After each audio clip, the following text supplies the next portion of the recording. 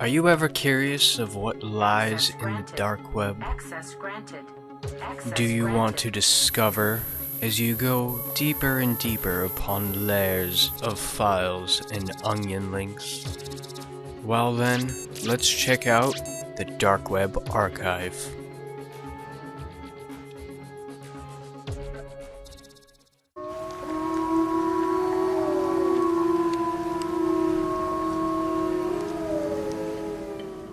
Case file, Mothman, civilian, number 004. Journal of a 15-year-old girl. Most of the contents are that you would normally find inside a journal of a teenage girl, who still kept up with his tradition. The entries of interest in regards to the Mothman are very few. The first entry describes a walk the girl took through a wooded area near her school. She notes how she is confident walking through the woods by herself due to her athleticism. She has also had several years of wilderness experience. The walk was supposed to be about 3 hours. Approximately 40 minutes into this walk, the girl spotted a dead deer, with circular holes in the chest area. She looked around for any sign of a hunter, but this trail was a known walking area, so the chance of a hunter risking the death of an innocent person would be extremely unlikely in her purview. She stood up and continued her way, and she was bothered by a feeling she could not describe, like a light buzzing in her mind. That kept her very vigilant. After 10 minutes, the girl was brought to a halt when she saw a tall humanoid with wings glaring at her with red eyes. The sight of this monster caused the girl to bolt. The girl would make notes indicating she was paranoid about this creature. 2 months later, she would detail her second encounter. This one was more terrifying, as her paranoia had dwindled down slightly, until it landed by her bedroom window. Its glowing red eyes would peer into her room, and seeing this tall monster gaze at her brought her paranoia back. She screamed at it to leave, and when her parents came to investigate, they could not see any signs of the monster she described. This is when things took an unusual turn. When the girl was able to control herself long enough to conduct her own investigation, she noticed some large gouges in the wall, and on several trees. She took photos with her cell phone. Her writing became significantly more manic. She would claim to see it more and more. It began to have a deteriorating effect on her sanity. Her parents pulled her from school due to the repeated screams she would exhibit. Eventually, the girl would be placed into a mental institution. Her death occurred 5 years later. Secondary investigation. While some hallmarks of the encounter were similar to other encounters, the secondary investigation brought to light some intriguing details. First of all, there was no records of deer carcass found with holes in it along any walking trail. The closest thing was a dead squirrel, which had a singular circular hole in its neck. This was quite decomposed when found, but nothing else found matched the injuries as described. Obviously, the false sightings when she was in public were noted down, but the photos were what drew the attention of the investigators. Out of the 5 working the case, only one of them could see the apparent damage, but going by what that investigator described, and what was noted in the journal, were almost as conflicting as they were collaborating.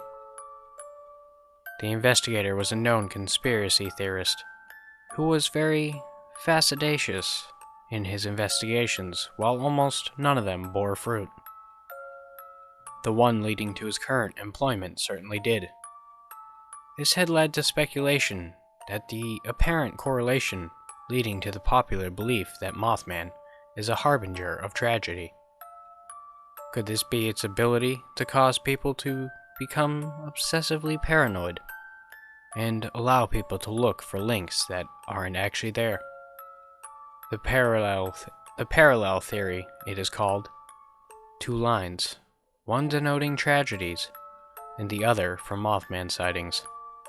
Some dates would mix, but given the population density, the fact that technology is not infallible, and human error is also a leading factor, it could be explained that it is two lines of events not overlaying, but happening to share the same dates some of the time.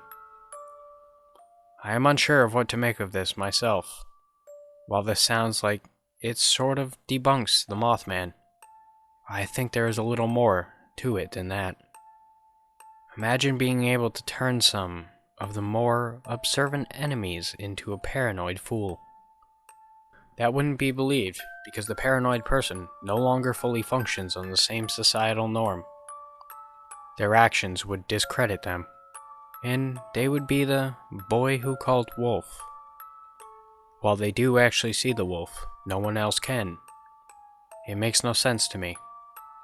I'm not sure if it makes sense to you all, but this is one possible interpretation.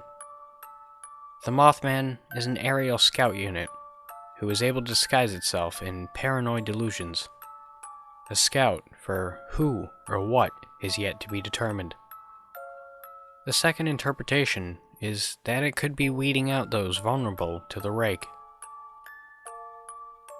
As a cryptid, the rake is able to have more psychologically draining effects on those who are unfortunate enough to encounter it. In the almost nihilistic viewpoints those people suffer, they could have easily have been paranoid delusions instead. But this is just my interpretation of cases I have seen and transcribed. Not everyone will agree with me, and that is perfectly fine. But I think there's a lot more to these cryptid entities and the unusual deaths that are not related to any logical chain of events. I am not sure what this is yet. Mothman. Research in popular culture indicates that the winged cryptid is an omen, mainly connected with ill fortune. Correlations between alleged Mothman sightings and disasters seem to indicate this.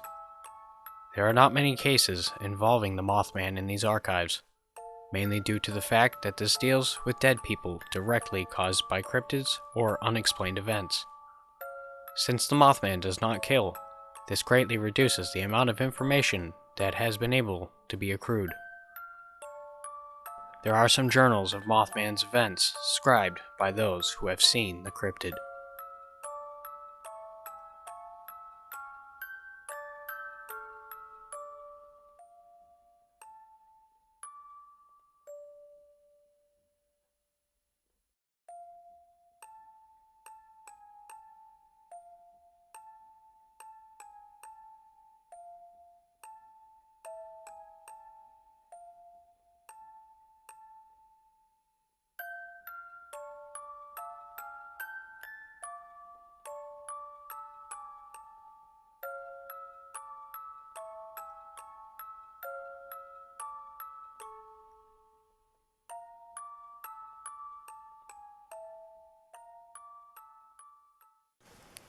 Hey everyone, thanks for watching, and don't forget to like, subscribe, comment, and hit that bell notification if you haven't. Also, don't forget to follow me on Twitter, Instagram, and even donate to my Patreon if you're feeling generous. Thank you.